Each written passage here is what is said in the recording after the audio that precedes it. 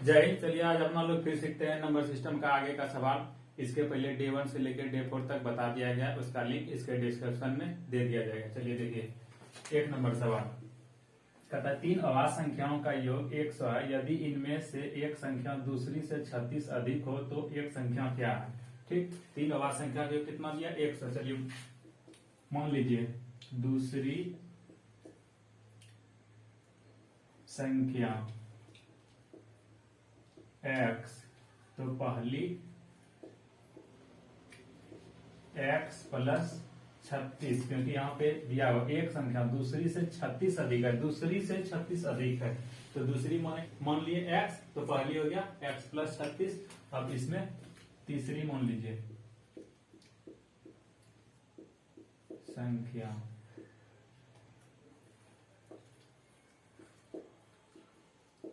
y मान लीजिए। चलिए ठीक, अकॉर्डिंग टू क्वेश्चन तीनों का योग कितना दिया 100। चलिए हल कीजिए x plus 36 plus y equal to 100। ये हो गया 2x प्लस y 100 माइनस 36 करेंगे तो कितना 2x प्लस y, ये हो गया 64। और एक चीज ध्यान में रखिएगा, ये दोनों ऐड करके कितना है 64, यानी सम है, तो एक यानी कि सम प्लस सम हमेशा सम ही होता है।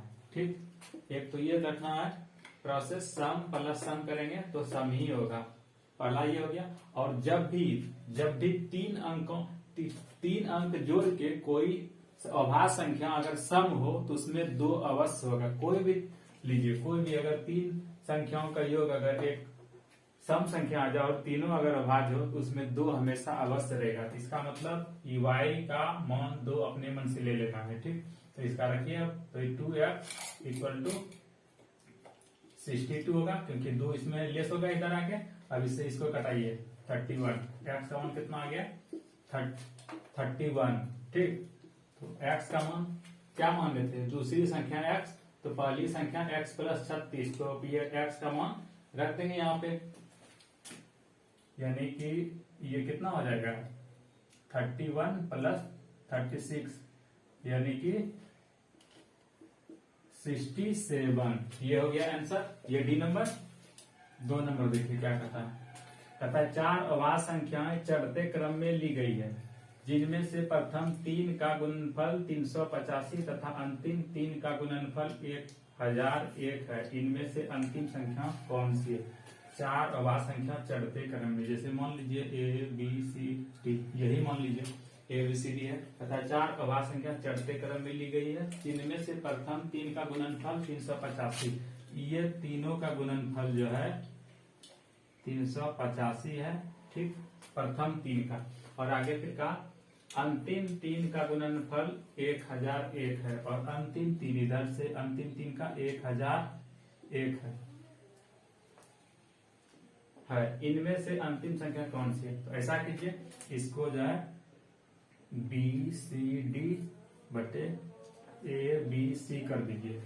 तो अब इसमें देखिए कुछ कट रहा है और इसका वैल्यू दिया हुआ है, ये है इतना और ये है 385। इधर देखिए BC कट गया, इधर इसको कटाइए, देखिए कि 11 से कट रहा है, 11 या 33 5 55, 11 5 55। अब इसको 11 से कटाइए, 11 9 99 1, और देखिए कट रहा है 7 से कटेगा, 7 5 35 और ये 63 91, यानी कि D का वैल्यू ये हो गया और A का ये हो गया। तो आपको क्या पूछा था, इनमें से अंतिम संख्या कौन सी है। अंतिम संख्या ये D था, तो D का वैल्यू कितना हो गया 13, जो कि आपका ये दिया हुआ है। ठीक, अब अगला देखिए तीसरा नंबर कहता है किसी संख्या को 3 5 7 से भाग देने पर शेषफल 39 है, इस संख्या को 17 से भाग देने पर शेषफल क्या होगा। इसको 2 तरीका से बना सकते हैं। ठीक, ये इस तरह 3 5 7 शेषफल 39, और ये x मान लीजिए, और ये एक ही मान के चलिए, एक बार में खिलाएंगे। तो ठीक, तो इस पर एक फार्मूला होता है भाज्य बराबर भाजक गुना भागफल जोड़ शेष।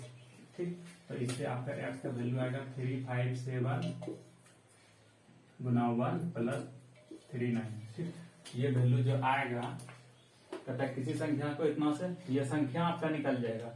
फिर आगे कहता है इस संख्या को 17 से भाग देने पर शेषफल क्या होगा। इस संख्या जो ये संख्या आया इसको 17 से भाग देंगे तो फिर शेषफल क्या होगा, ये पूछ रहा है। तो ठीक, तो इतना हम लोग को करना नहीं है। इस तरह के सवाल में क्या करना है, कहता है किसी संख्या को 3, 5, 7 से भाग देने पर शेषफल 39 है, इस संख्या को 17 से भाग देने पर शेषफल क्या होगा। तो क्या करेंगे, इसका जो ये शेषफल बचा इसी का पार्ट है ना, इसी में ही 17 से भाग लगाएंगे और डायरेक्ट आंसर बोलेंगे जो सर। तो 17 दूनी 34 और 5 कितना हो गया 39, यानी कि 39 में ही भाग देना है 17 से। तो दीजिए 2 बार में 34 बचा कितना 5, यही हो गया आंसर। तो कहाँ है 5, ये। उसी तरह अगला देखिए, कहता है किसी संख्या को 114 से भाग देने पर शेषफल 21 है, इस संख्या को 19 से भाग देने पर शेषफल क्या होगा। इस संख्या इसी में 21 में जो है 19 से भाग देंगे। 4 नंबर में शॉर्ट मेथड से बनाएंगे। ये आपका 21 दिया है और इसमें 19 से भाग दे दीजिए। एक बार में 19 बचा 2, ये शेषफल हो गया, यही आंसर। ठीक, डायरेक्ट आंसर। उसी तरह इसको देखिए, किसी संख्या को 296 से भाग देने पर शेषफल 75 है, इस संख्या को 37 से भाग देने पर शेषफल क्या होगा। 5 नंबर भी उसी तरह डायरेक्ट जो है ये 75 में 37 से भाग देना, 37 भागा 75, तो कितना 2 बार में 37 दूनी 74, बाकी 1 रहा। ठीक, तो ये हो गया शेषफल ये।